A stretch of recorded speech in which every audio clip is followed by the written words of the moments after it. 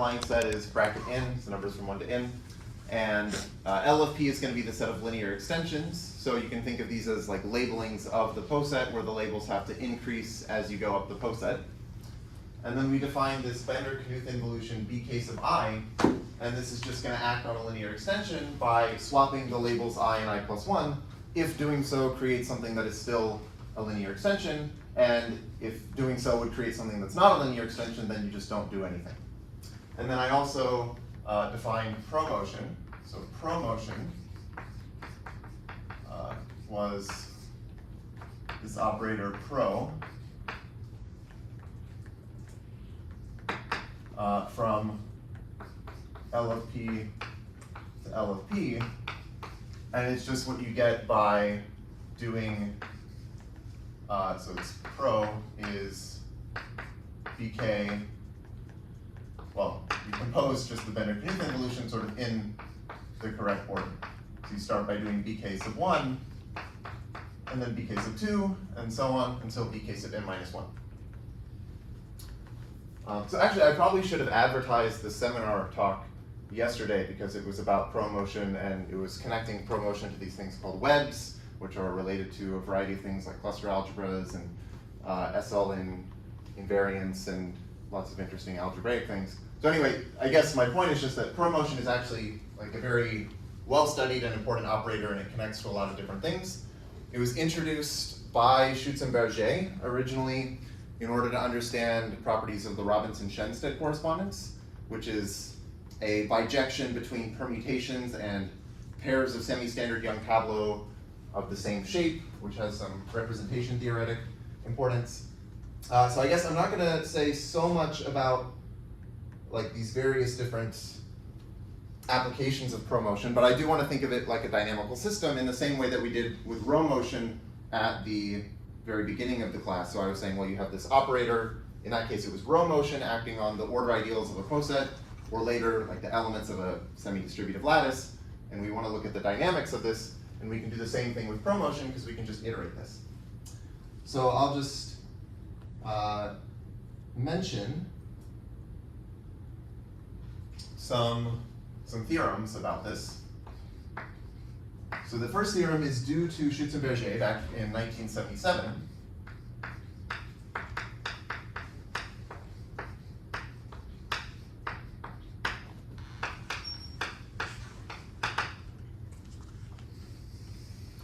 And what he showed is that if you take a rectangle poset, then the order of promotion is equal to the number of elements. So a rectangle poset is, well, it's basically a product of two chains, which I've defined before. So maybe I'll just say it that way. If P is, let's say, bracket A cross bracket B, so this is like a chain of size A crossed with a chain of size B, then if you, let me see how I want to write this. I'll just say then promotion on this poset has order A times B, so the number of elements, right? So the poset here looks something like this.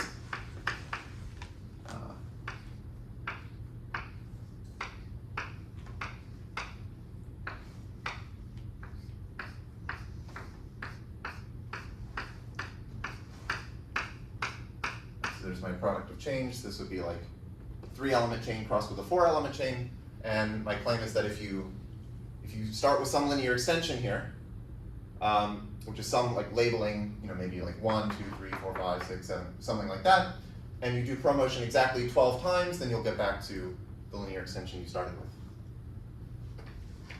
Okay. So I'm just going to tell you actually a bunch of theorems that look like this. I'll tell you 5 theorems that have this kind of form. So the next one is due to Edelman and Green.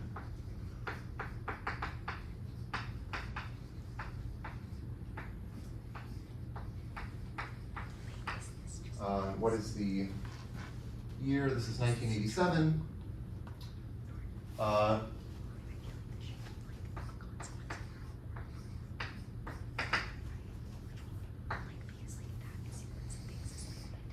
And this says if P is a type A root poset, maybe I'll say the order here is AB, which is, well, it's the size of the poset. Right? So if P is a type A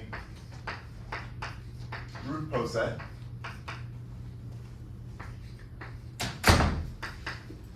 then the order of promotion is 2 times the number of elements of the poset. So here, remember, a type A root poset is something that looks like this. We've got this kind of thing. So I was drawing these when I was talking about row motion. I think actually,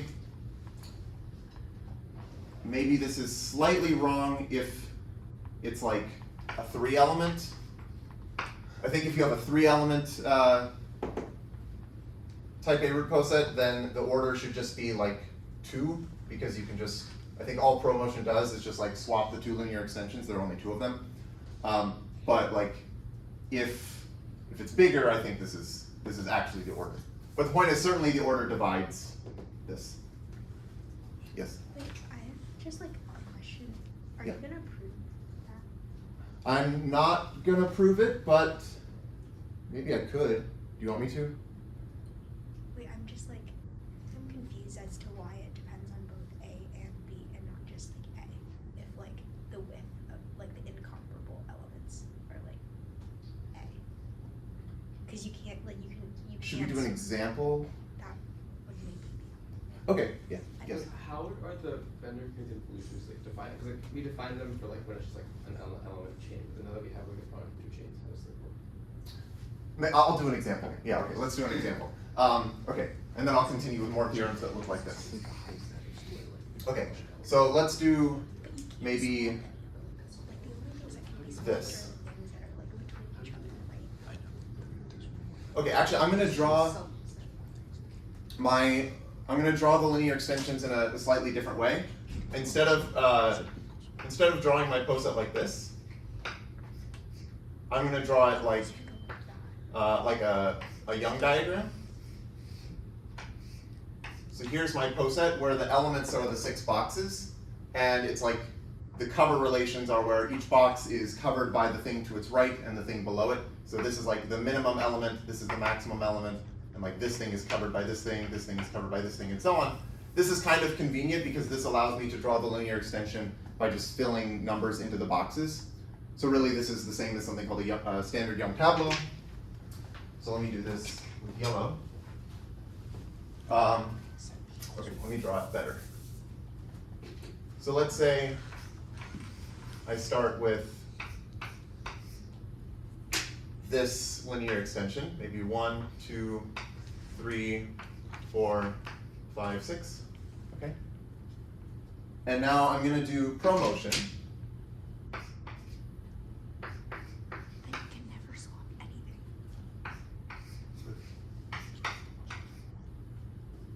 So let me do it this way. I'm gonna redraw this, and I'll do the Benner-Knuth involutions. So when I do BK sub 1, I look at the numbers 1 and 2. I'm not allowed to swap them because then they'd be out of order, so I do nothing. So that's BK sub 1, just does nothing.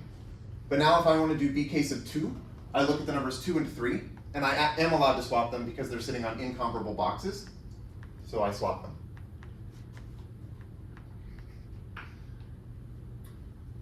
Now I look at 3 and 4. I'm not allowed to swap them because they're comparable. They're sitting on comparable boxes. Then I look at 4 and 5. I can swap them, so I do that. And then I look at 5 and 6, and I'm not allowed to swap them. So this is one application of promotion. And then we can just keep doing this. If I do it again, maybe faster. So I should have to do this 6 times. 1, 2, 3, 4, 5, 6. Okay, so here I'm going to not do anything with the 1 and the 2. They can't swap. The 2 and the 3 can swap. The 3 and the 4 can't swap. 4 and 5 can swap, so I do that. And then Oh, and this is exactly what I started with. Okay, maybe this was a bad example then. So in this case, okay, the orbit has size 2, I guess. But more generally, it doesn't have to have size 2. Wait, but like what about for a chain? Isn't the order of the chain 1? Sorry, What what? does it be not equal to? Oh, I see.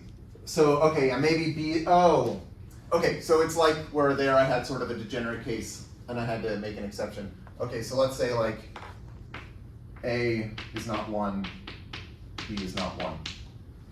Is that okay? Yeah.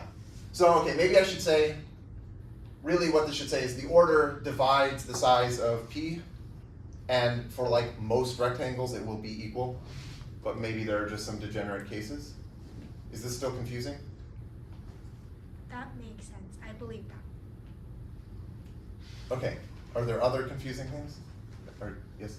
Just like, is there a way to, like, other than, like, obviously, like, we can go through and, like, just do these ones, but is there any way to, like, kind of visually see, or, like, any nice kind of way to see what promotion actually, like, would do, like, if you had, like, maybe, like, if, like, A and B were, like, not tiny, like, and you had some linear extension, like, is there any kind of good way to think about what promotion is doing on this? You thinking the promotion chain? Chain? Yeah, okay, right, so yeah, there's a different way, yeah, that's a good question. Let me show you another way of doing this. Let's do a bigger example. Okay. Maybe I'll do a 3x4.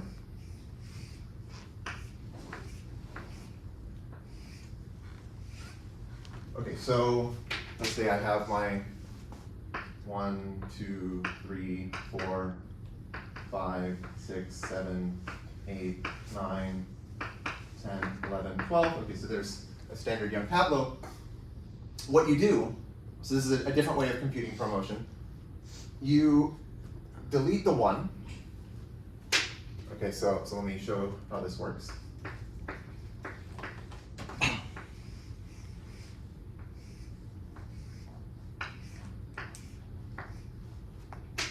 Okay, let me draw it again and then I'll show you the process.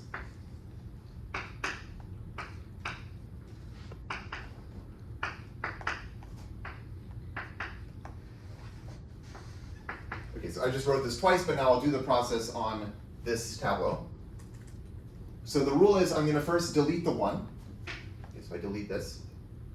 And now I have an empty box. And I'm going to look immediately to the right of that empty box and immediately below it. And I'm going to take the smaller of those numbers and slide it into the empty box. So it's like one of these sliding puzzles where you're allowed to slide things around. So this is actually something called jeu de tacon. So jeu de tacon, which I think is French for game of teasing, and it's like named after this. I think Schutzenberger named it, and it's like named after this like sliding puzzle game, like the 15 puzzle kind of thing. So anyway, okay, so what you do is you delete the 1, you have an empty box. Now you pick the smaller of these two numbers and you slide it in. So this would be the 2 here, so you slide the 2 in over here. And now I have an empty box, so I look at the numbers immediately to its right and immediately below it, and I look at which one's smaller. That would be the 3, so I slide that into the empty box. Now, okay, maybe this one was a little boring because it's just going like that. It doesn't have to always go like all the way over and then all the way down, but in this case it did. So here it's going to be the 8 slides. Now I have the empty box. There's nothing here, so I have to just slide the 10. And then now the 12 slides up. And now my empty box is here. So what I'm going to do is fill it with a 13, which is like the next biggest number. And then finally, this is not a standard young tableau because I have the numbers 2 through 13 instead of 1 through 12. So I just decrease every number by 1. So now the 2 becomes a 1, 3 becomes a 2, 8 becomes a 7, 10 becomes a 9, 4 becomes a 3, 6 becomes a 5, 9 becomes an 8, 12 becomes 11, 5 becomes 4, 7 becomes 6, 11 becomes 10, 13 becomes 12. Okay. And I claim that this is actually the same as promotion. So we can actually check that by doing the Bender-Knuth involution definition. Makes me exciting.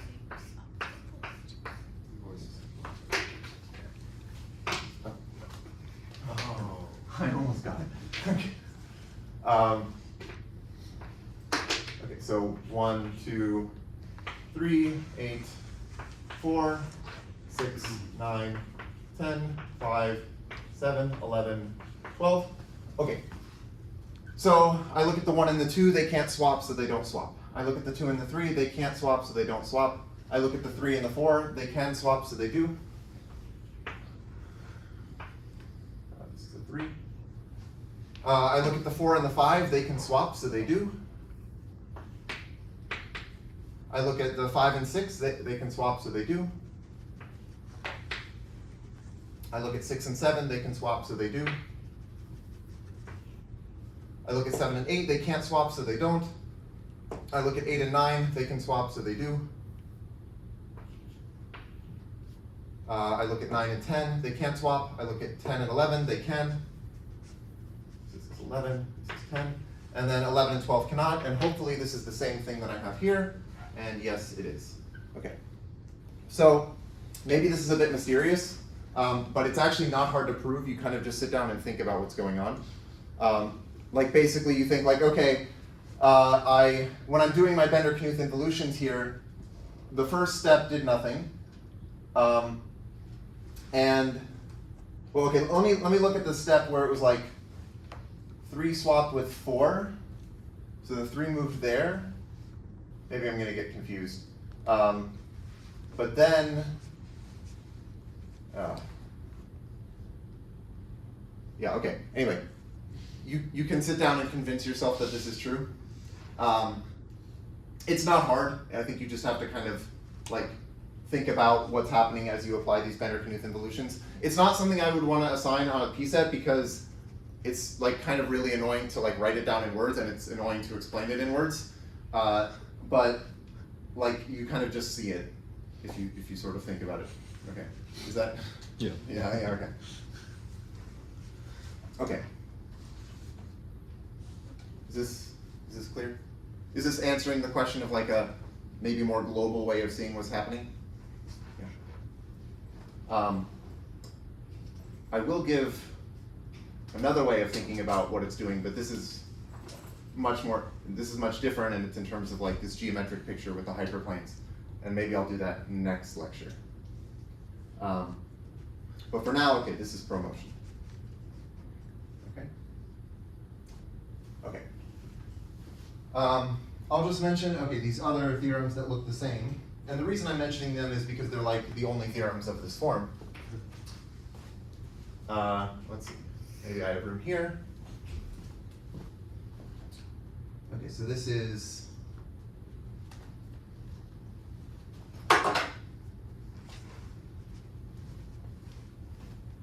due to Mark Heyman from 1992. So he found these 2 families of posets. So if P is okay, this is called a shifted double staircase. I'll try to draw a picture of what this looks like. Okay, something like this. Basically, you draw this kind of shape. I don't actually want to define what this is, but I'll just draw a picture. 1, 2, 3, 4, 5, 6. 1, 2, 3, 4, 5, 6. Oh, this is not going to be enough room. Okay.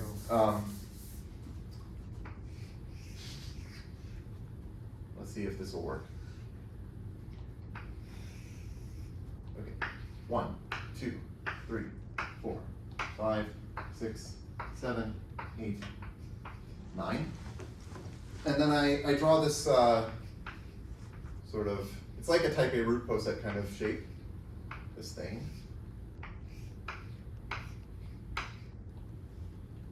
Right.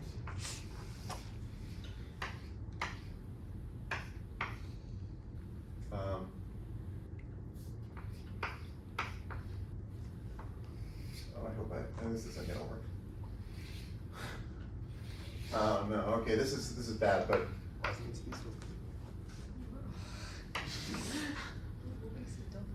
I'm gonna do it somewhere else. Sorry. Sorry. Let's do it here. This is the shifted double staircase.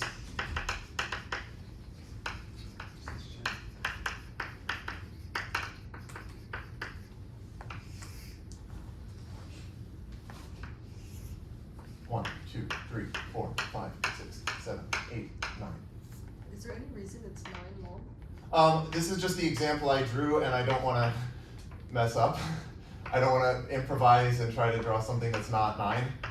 It doesn't have to be 9. It could be any number.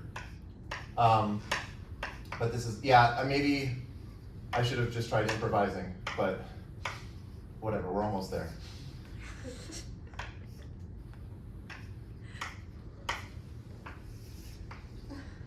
How is this different than, Well, I'm going to add something to it. okay, Yeah. amazing. Okay, so yeah, so far this looks like, Should they be diagonals from this left? yes. Yes. Okay. Okay, sorry. Wait, did I mess this up? I feel like pattern recognizing, like on that like left, on those like. I think just extend Oh. those 2 lines. Maybe? I think this, yeah, some of them go, oh. Ooh. Oh. Wait, like the 2 that end, Yeah. Yeah. And and there's then another one. one that more, ends, right there, yeah. Okay, great. Okay. Then you're sort of allowed to add like an extra like triangle shape over on the end. So you can add something like this. Or I could have added like a bigger thing. I could have added like this. Okay, it's kind of, yeah, it's this weird thing, but you start off with this triangle and then you add like another triangle over there. So it's like triangle and like another triangle, okay? It doesn't matter, like, I shouldn't be spending this much time on drawing. It's like, it's an example of a family of posets. It doesn't actually matter for our purposes what it actually is. Okay, if you have a shifted double staircase, then promotion as order, I'll say dividing the size of P. Really, it should be equal to the size of P for like most cases, but maybe there are some degenerate cases where it's not exactly equal. And then there's also this other type, if P is a shifted trapezoid.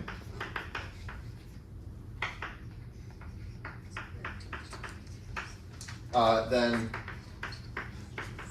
promotion has order dividing the size of P. Okay, what does a shifted trapezoid look like? It's kind of this, except you're allowed to, wait. Yeah, let me just draw one. It's like this. Let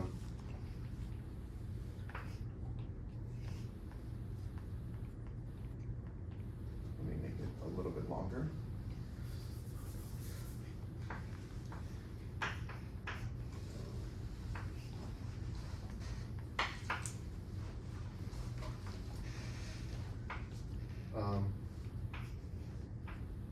So basically I want to start with this, which hopefully is, let me see if I can draw this right.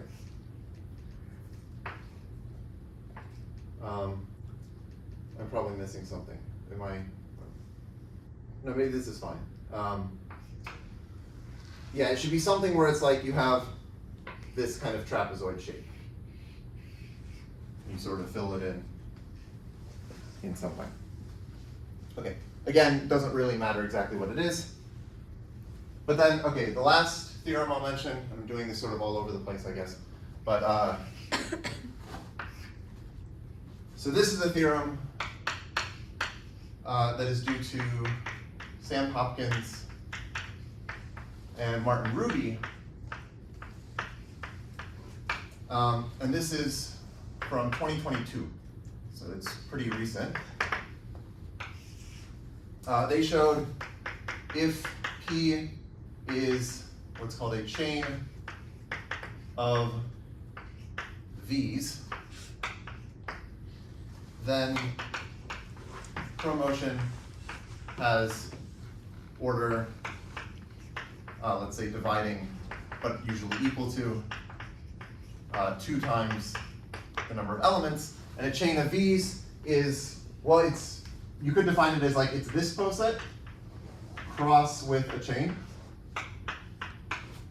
And pictorially it looks like this kind of thing.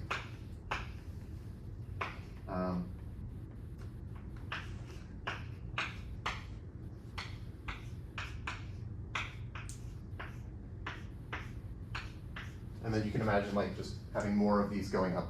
So you just have a bunch of V's sort of stacked on top of each other. Okay, so the reason I mentioned these 5, or I guess 4 theorems, is because these are essentially the only families of posets where it's known that promotion has nice orbit structure. So it's basically just these like 5 families, like this trapezoid, the shifted thing, the rectangle, the chain of V's, and the type A root poset. And so this is actually pretty recent. Basically, I think Sam Hopkins was trying to find other examples of posets where this would have nice properties. And he realized that for all of these other examples that had already been found, you can define something called an order polynomial, which is a certain polynomial associated to a poset. And he noticed that these polynomials factor into like linear factors, which is kind of surprising. And so then he thought, well, maybe there's like a connection between having a poset where the order polynomial factors nicely and having good promotion dynamics. And so then he started searching for posets where the order polynomial has nice like factorization properties, and he found this family. And then so he and Martin Ruby found like this has this nice orbit, this nice order. And this actually ends up connecting to a lot of interesting things. This is sort of like the precursor to what was in the seminar yesterday, where this is related to these things called Plabic graphs, and now there's this connection with these objects called webs. So it kind of started with Hopkins's realization that you can get this nice family by thinking about this order polynomial. Yes? Are there like posets that we know of where we know the order is like something like that's not dividing like these? Because it seems like all of them are like either like the size of the poset or together with the size of the poset. Are there posets we like? Is it just that we don't know what the structure looks like, or are there posets where we know for a fact that they have like some like large orbit structures?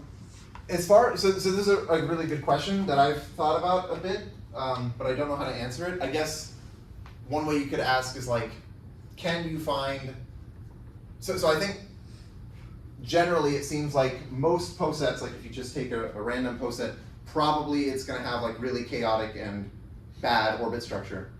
And I think it would be cool to have something like concrete that you could say where it's like, this family definitively has, like provably has bad structure in some sense, and you have some notion of like a rigorous definition of what it means to be bad. I don't know of anything like this though. I think that would be kind of cool to have, but yeah, I don't know.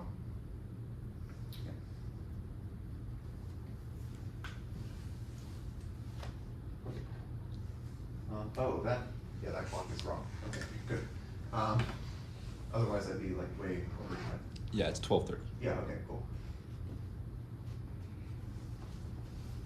So I want to talk a little bit more about standard Young Tableau, just saying some sort of basic things that I think any class on algebraic combinatorial should talk about, and then this will connect back to promotion, and we'll go back to this cyclic sieving phenomenon thing. Okay.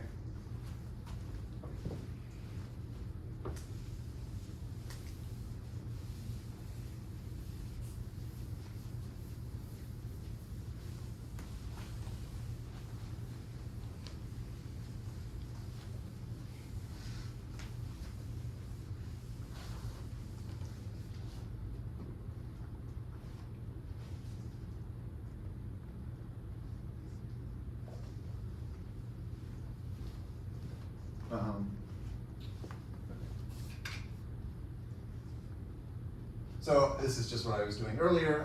Let lambda be a partition of n. So an integer partition.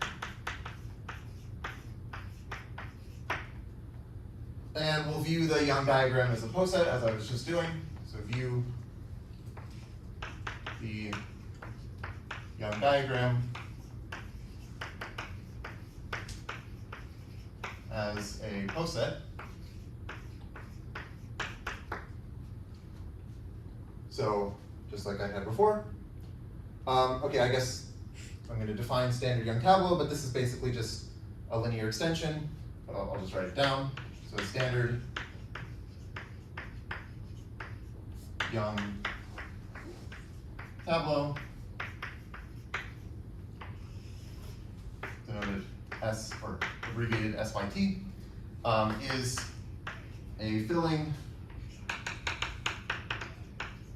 of the boxes of lambda, and by that I mean the Young diagram of lambda, with, or such that numbers, or sorry, okay, it's a filling of the boxes with the numbers 1 through n, such that every number is used exactly once, each of these numbers, and numbers increase along rows and down columns. Okay. And these are just linear extensions of this poset, so it's the same thing. But now, let me define something called the hook length of a box. The hook. So where I'm headed is I want to enumerate these standard Young tableau. I want to give a formula for the number of them. So the hook length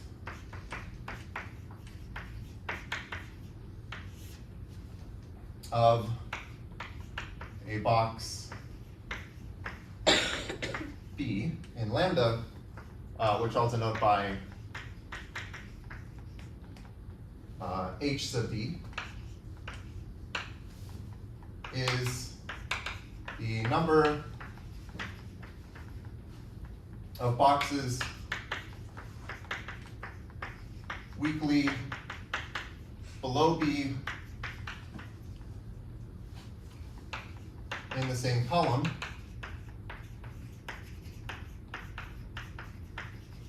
or weakly to the right of B in the same row.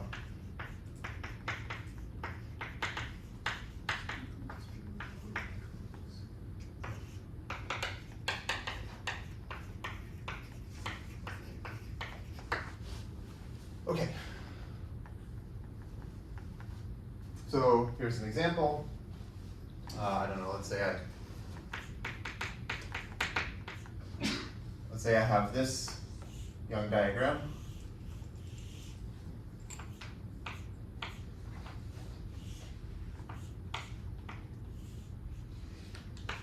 Okay, something like this. So this would be the partition 4, 3, 1, 1. And let's say I pick this box to be B. Then the hook length is going to be 4 because because I want to pick the number of boxes that are weakly below it in the same column, so that would be B itself and this box down here. And then also I want to look at boxes that are weakly to the right of B and in the same row, so that would be these two boxes here. So overall there are 4 of those. Okay. And so the theorem, so this is a really cool theorem that people like a lot in algebraic combinatorics. This is the hook length formula.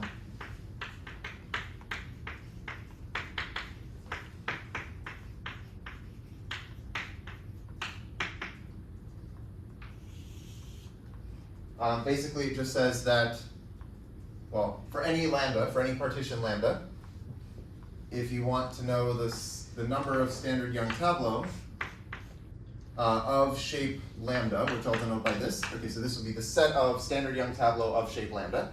In other words, the number of linear extensions of this poset.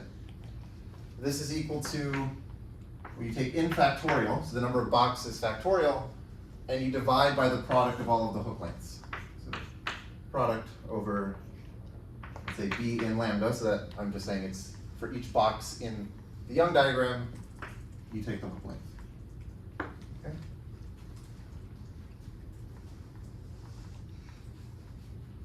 Okay, so I think I won't prove this. It's actually surprisingly hard to prove it. It's not like terribly hard. Like there are a lot of proofs that are now known.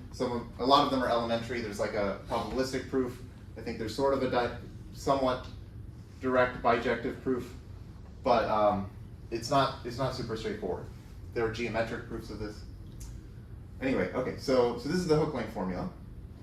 And the reason I'm mentioning this is that I want to talk about cyclic sieving for promotion on a rectangle.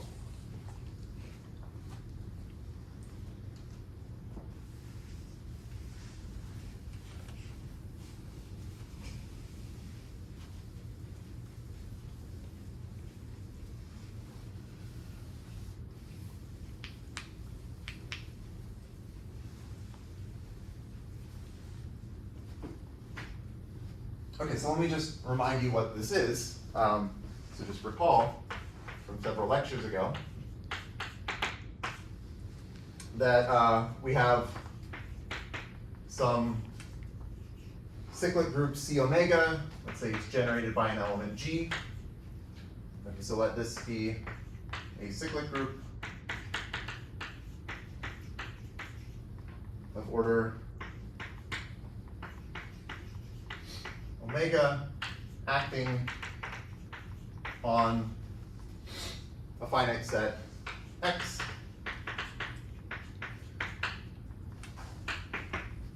And let f of q be some polynomial in the variable q. And then we'll say that this triple X C omega f of q exhibits the cyclic sieving phenomenon.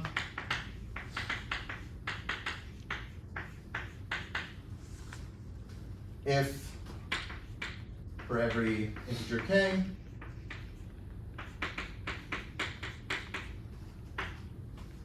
we have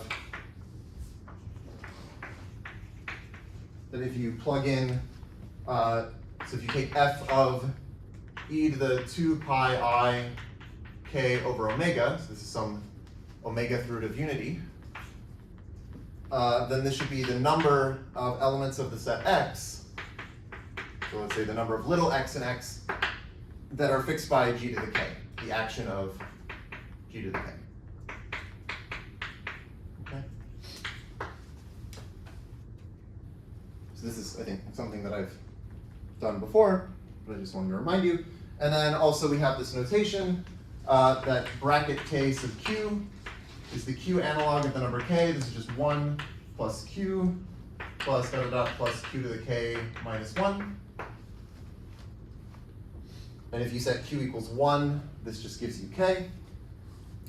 And then we also have this q factorial, which is bracket k factorial sub q. And this is where you take the product of bracket k sub q, bracket k minus 1 sub q, and so on, down to bracket 1 sub q. Okay? Okay, so the reason I did this is I want to mention this really cool theorem, which is due to Brendan Rhodes. Okay, so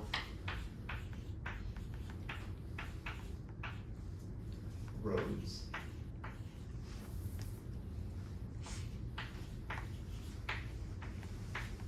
Uh, 2010.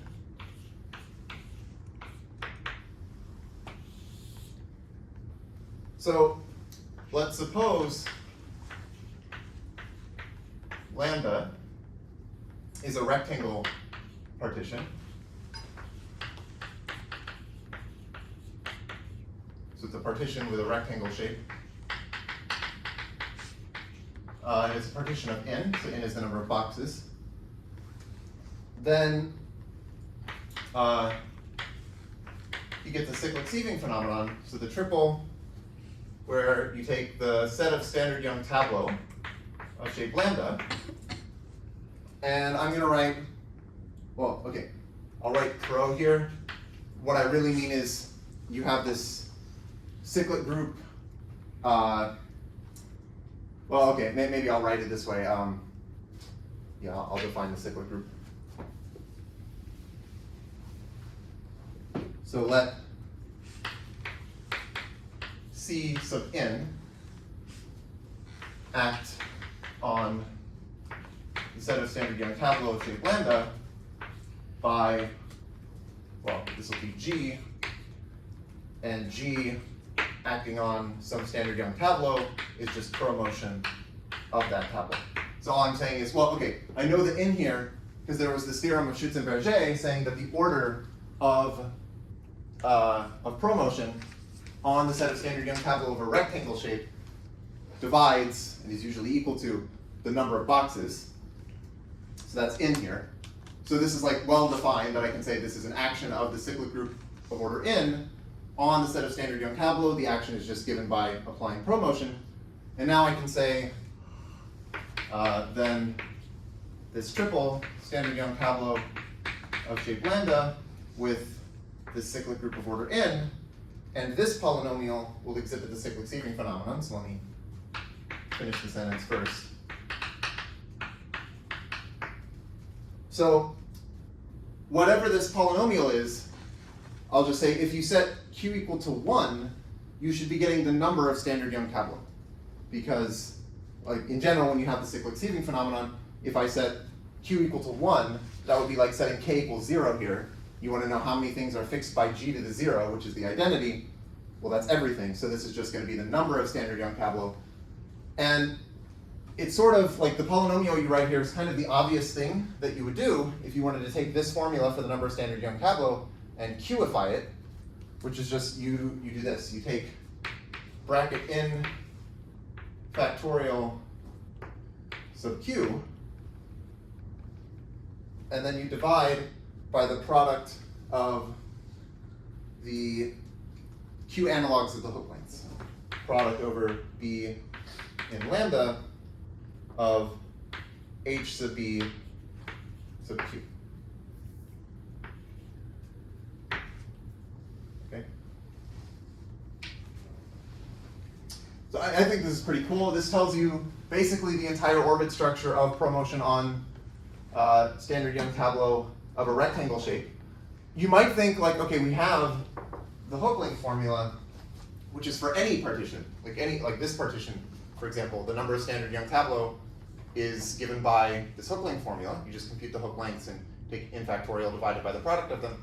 And so you might think like, well, probably we could just take this theorem and do it for any shape because you just like there's an obvious analog where you just write the same thing, but it doesn't work. Somehow there's something very special about rectangle shapes that makes this work, and it doesn't work for more general shapes.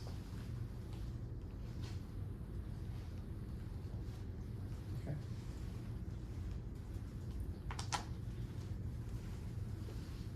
Let me see what time it is.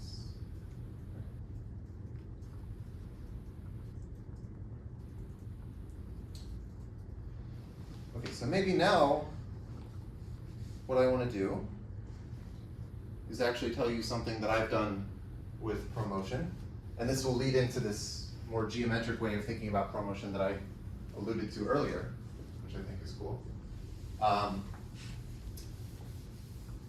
I'm going to start by defining a non-invertible version of promotion. And you can kind of think of this like, well, we had row motion at the very beginning, and then I defined pop stack sorting, and I kind of mentioned, I think at one point, maybe without justifying it, that pop stack sorting was sort of like an analog of row motion, but it's non-invertible. And so now I want to define some kind of analog of promotion that's going to be non-invertible. And so here's what I'll do. I'm just going to redefine the Bender-Knuth involutions, but in a more general way where they're not actually involutions anymore. So here's a definition. Let's say I have my, okay, maybe just, I'm going to fix a poset P, which is bracket n with some order relation less than or equal to sub P. Okay. So let's define the, let's say, non-invertible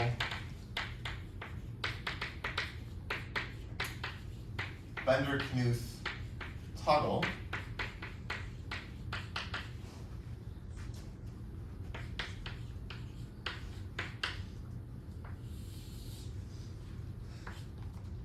tau sub I. So I'm using the word toggle instead of involution because this is not an involution. I don't know if there's like a rigorous definition of what a toggle is, but basically you can think of it as some operator that's doing some kind of small local move, so it's only going to affect a small part of the thing it's acting on. So tau I will be a map from, let me say, Sn to Sn. And it's defined by saying that if I want to apply tau I to a permutation U, then I want this to be U if U inverse of I, so here I is a number between 1 and n minus 1. It's going to be U if U inverse of I is less than, in this partial order, U inverse of I plus 1. And otherwise, it's going to be SI U, where SI is the transposition that swaps I and I plus 1. Okay, let me give an example of this.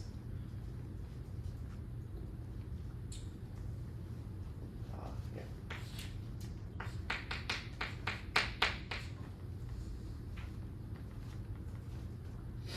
Okay, so let's say I take this to be my poset. It'll just be a 4-element poset on the numbers 1, 2, 3, and 4. It's a diamond. And so here, this will be the element 1. This will be the element 2. This will be the element 3. This is the element 4. And I can write down, okay, maybe I should say what I'm doing. I can think of any permutation in Sn as a labeling of this poset, but now it might not be increasing as you go up. So you think of a linear extension as like a way of labeling this so that the labels increase as you go up. But now I'm just saying take any permutation, it's just labeling it. So maybe I want 4, 2, 1, 3. So this would represent the permutation that sends 1 to 4, and sends 2 to 2, and sends 3 to 1, and sends 4 to 3. So this is representing some permutation.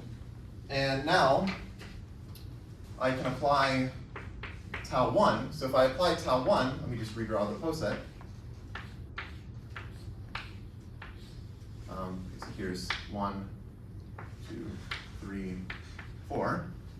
And what I'm going to do is, well, let me redraw it first and then I'll do the swap. I just look at, okay, what is U inverse of 1? So here I is 1. U inverse of 1 is like the element of the poset labeled by 1, so that's the 3.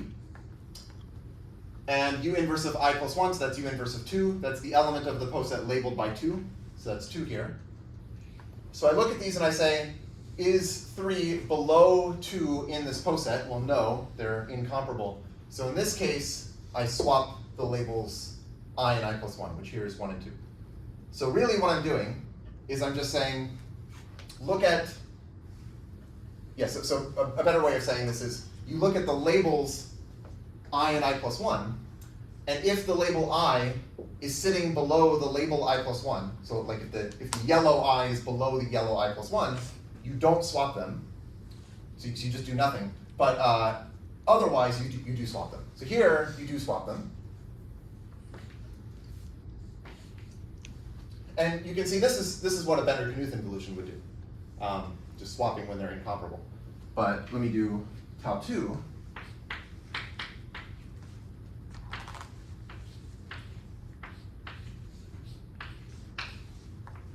1, 2, 3, 4. So the labeling here is 4, 1, 2, 3. So now what I do for 2 is I look at the yellow 2 and 3. So they're here. I see that the yellow 2 is below the yellow 3, so I don't do anything. I'm not allowed to swap them. Basically, you can think of this as like I'm not allowed to be putting something out of order. I'm not allowed to take two numbers that are like already in the correct order and ruin the fact that they're in order. So here I just leave them alone. And then let me also do tau 3.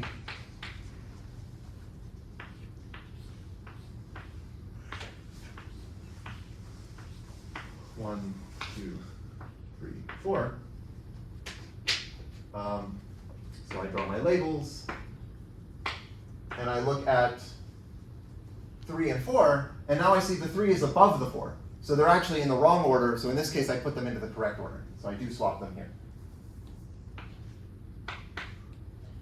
So basically there are three things that can happen. Either the I and I+1 could be sitting on incomparable elements, in which case you swap them, or the I is sitting above the I+1, in which case you swap them so that you put them into the correct order, or the I is already below the I+1, in which case you leave them alone. Okay? So now this is some map from Sn to Sn, which is not invertible. Or like each one of these is not invertible. And we can compose them like we did with the Bender-Knuth involutions to get some kind of extended version of promotion.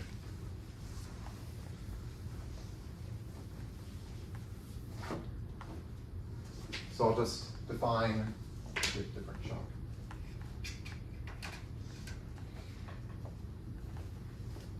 Right, so I want to define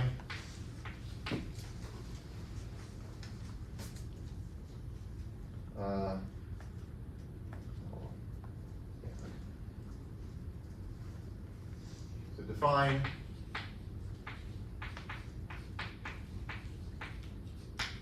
extended promotion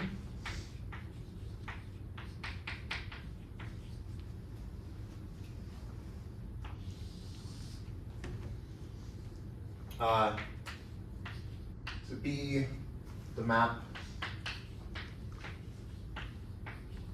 Well, okay, I'm going to call it pro again. So I'm just going to use the same symbol. But this is what you get by doing, well, it's the same definition as for other promotion, but now you use the taus. So tau 1, and then you do tau 2, and so on, until you do tau n minus 1. Okay.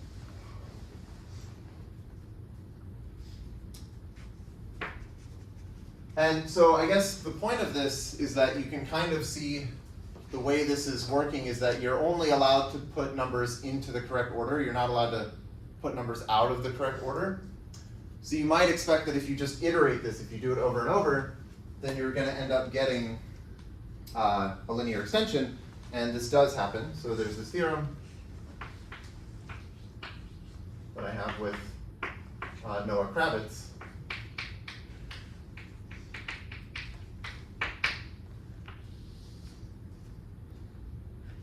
And the theorem says that if you, well, okay, so we have, if you do extended promotion n minus 1 times to anything in Sn, so I'm sort of applying this map to all of Sn, this will be the set of linear extensions.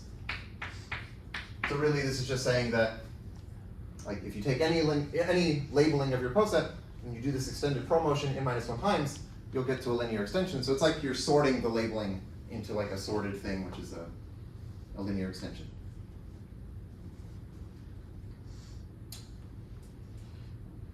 So one question we had from this, I want to tell you an open problem, was like, well, how many elements actually require n minus 1 iterations to get to a linear extension? This is kind of like what I did with pop stack sorting, where I said you look at the number of, like the maximum number of iterations needed to get to the bottom element of the lattice, and then you can ask how many things require that many steps. So in general, we don't understand this, but let me just define. Let me define the sorting time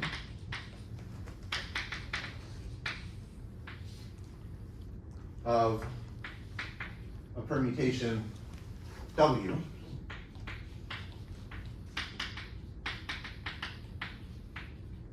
which I'll view as like a labeling of my poset, to be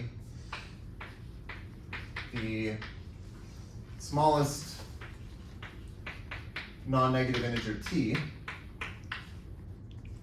such that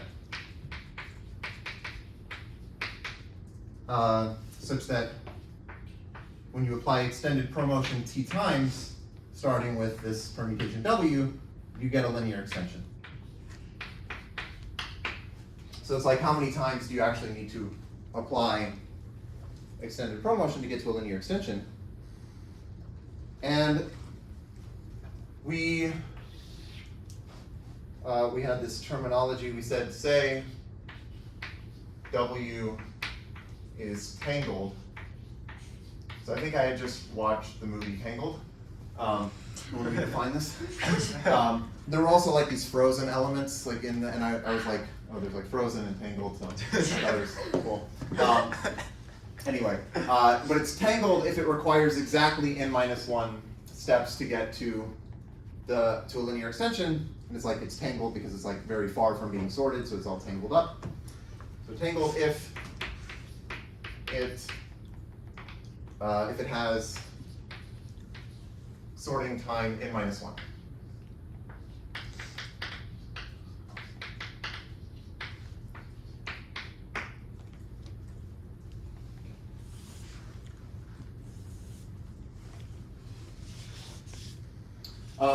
You can also, okay, so this is something Elliot did, you can also define quasi-tangled, and this is, quasi-tangled is like one step away from this if it has sorting time n-2, and those are harder to understand. But the question we asked was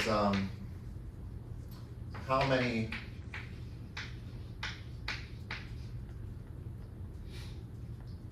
tangled or quasi-tangled labelings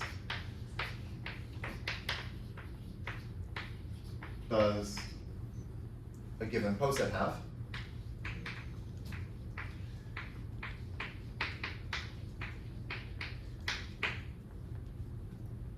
And okay, the answer is we don't know in general. So we don't know.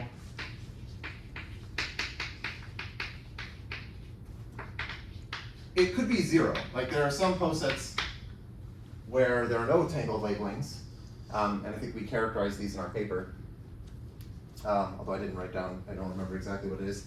I think it's something like you don't have any order ideals of size 2 or anti-chain, something like this.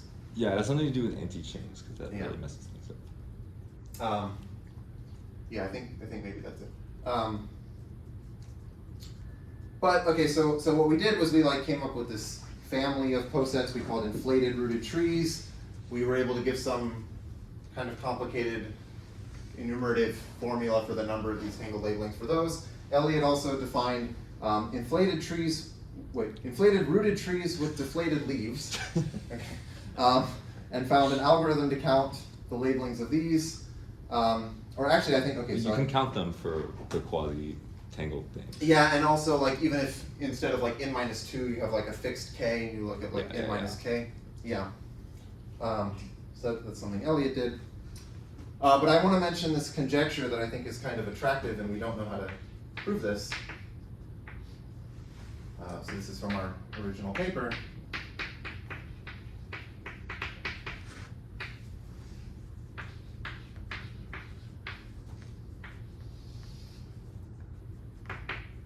Okay, so if P is an n-element poset, then the number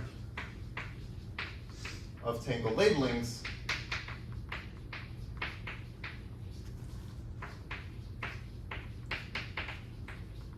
of P is at most n minus 1 factorial.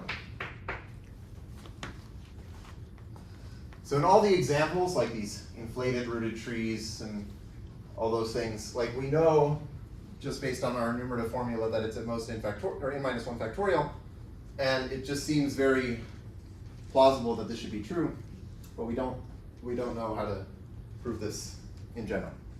In particular, because you have to label, if it's tangled, you have to label a minimal element n.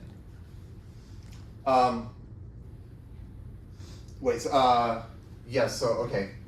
But what are you saying in particular? Like, so the n has to be on the bottom, so like, then there's like n minus 1 factorial ways or whatever to like. Yeah, right. I mean, Sure. okay, yeah, so one thing is, if your poset has a unique minimal element, then It's I exactly- think that a labeling is tangled if and only if the bottom element is labeled with n.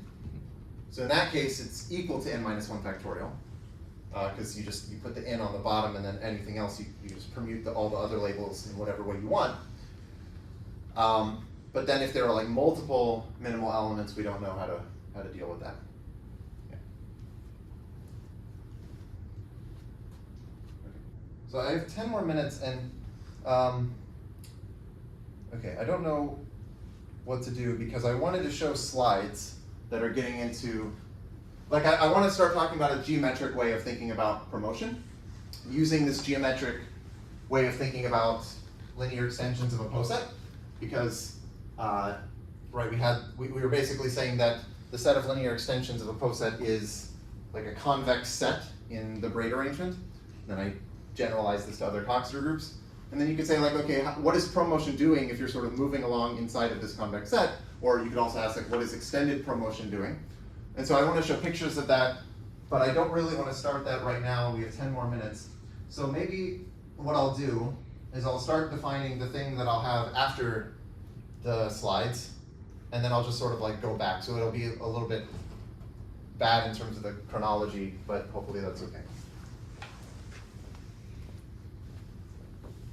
So I guess, yeah. So next lecture we'll pick up back on this promotion, but I also want to define something slightly different, which is toric promotion.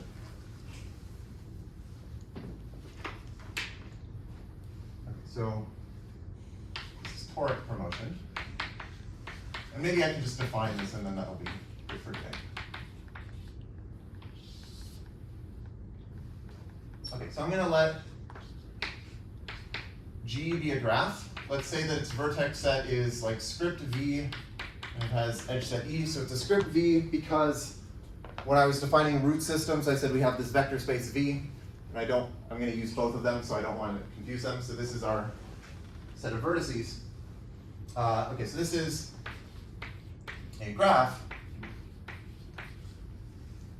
with invertices.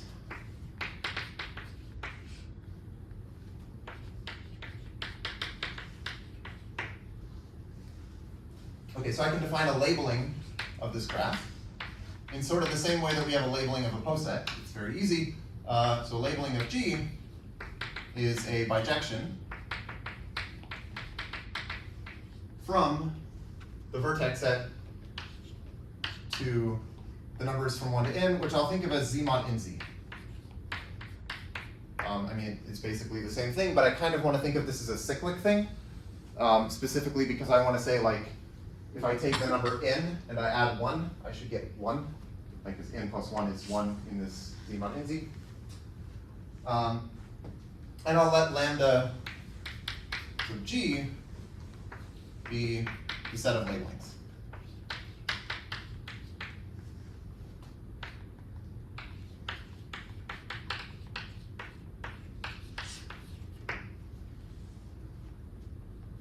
So suppose I have such a labeling, then I can get from it what's called an acyclic orientation of my graph. So given a labeling sigma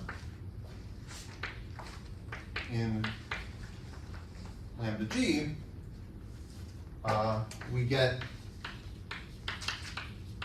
an acyclic orientation. Okay, so what is an acyclic orientation? It's a way of orienting each edge in the graph. So you just pick a direction for each edge so that now it's this directed graph. And acyclic just means that you don't have any directed cycles. You don't have any, like you could have cycles in the graph, but like when you orient them, you don't want all the edges to be going like around so that it's a directed cycle. So that would not be allowed in an acyclic orientation. But the way you get this acyclic orientation is just by directing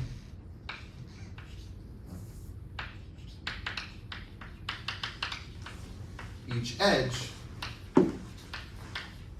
let's say we have an edge UV, we direct it from U to V if and only if the label of U is less than the label of V. So I just direct each edge from the one that has the smaller label to the one that has the bigger label, and this will be some acyclic orientation. So an example of this would be, I don't know, let's say I have some graph that looks like this,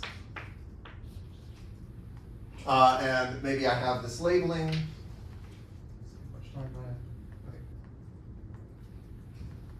Maybe I have this labeling like 1, 2, 3, 4, 5. So I would direct this edge from the 1 to the 2, because 1 is smaller than 2. I direct this edge from the 2 to the 4. This one goes from 4 to 5. This one goes from 1 to 5. And this one goes from 3 to 5. And you can see this is an acyclic orientation because there are no directed cycles.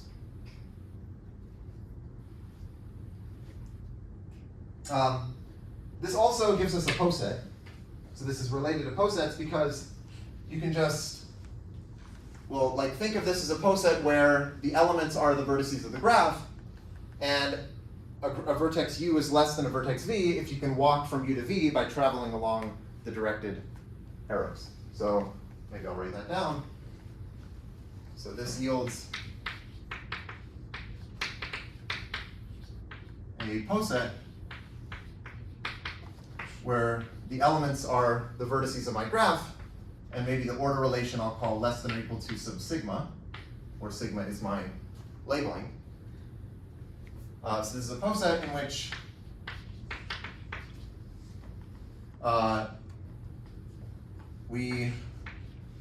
in which U is less than or equal to sub sigma V, if and only if there is a directed path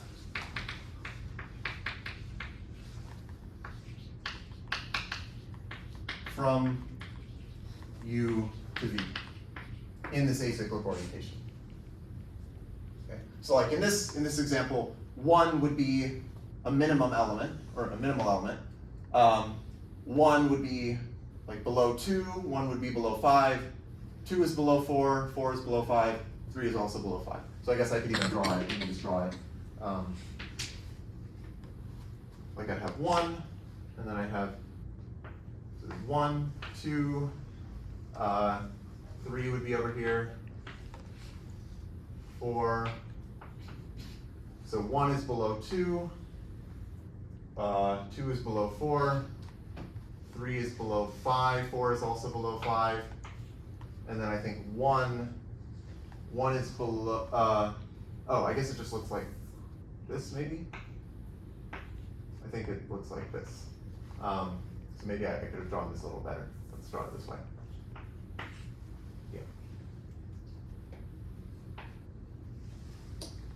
Okay. And you can kind of think, like, okay, I have this labeling. If I imagine that the vertices are like the numbers from 1 to n, this labeling would correspond to a labeling of this poset, and that's a linear extension, right? So like I can imagine that just imagine that these vertices are, okay, all I'm saying is this is a linear extension of this poset, right? 1, 2, 3, 4, 5. And I could have drawn a different linear extension of this poset, which actually would have given me the same acyclic orientation. Okay. And then finally, maybe the last thing, well, let's see.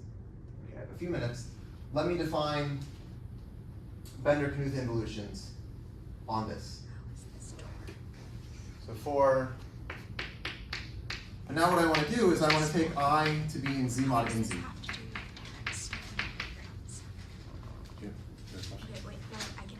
Okay. So for I in Z mod in Z, I want to define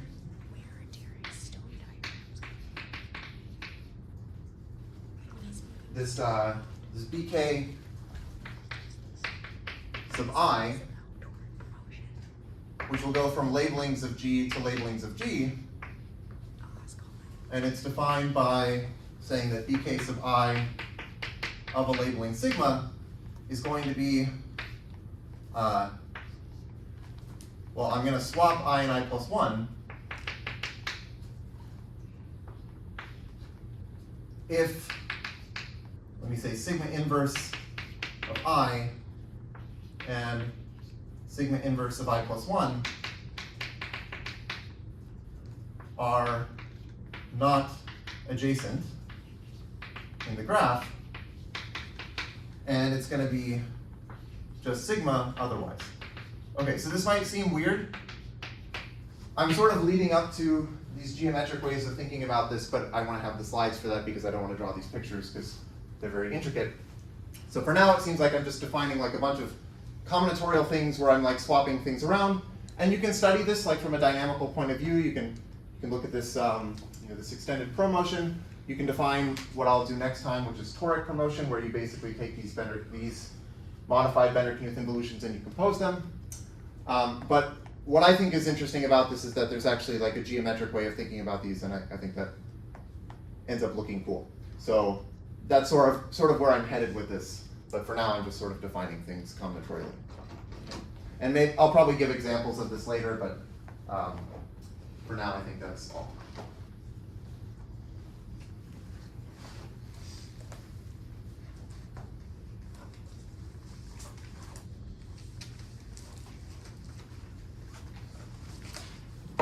Yes? Just to make sure, this like new map is different from the one we had in Poset 1 just because now we can swap 1 and n. Yeah, exactly. I guess, that's sort of the interesting thing about this is that now you can swap 1 and n, which will end up being some kind of like a cyclic analog of promotion. Yeah.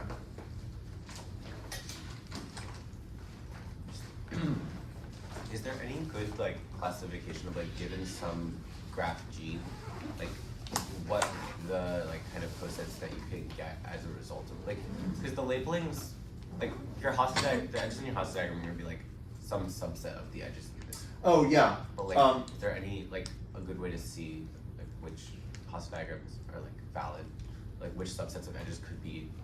Yeah. So basically, if you haven't, so you're saying start with an acyclic orientation of a graph and like see like what could the Hasse diagram look like?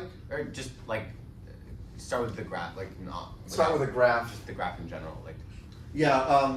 like can all of the trees, like all of the subtrees of this graph be like Hasse diagrams of?